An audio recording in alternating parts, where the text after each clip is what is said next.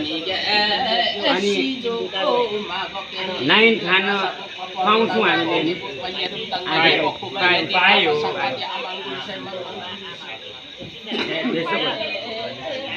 कति बुझाउनु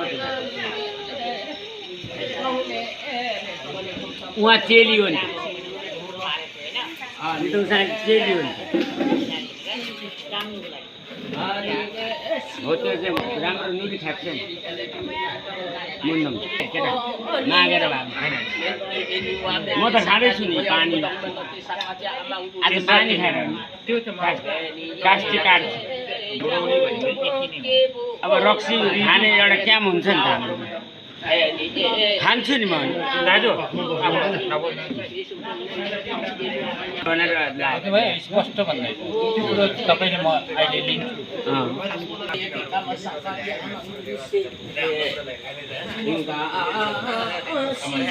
काँचो साल बजाउनु पायो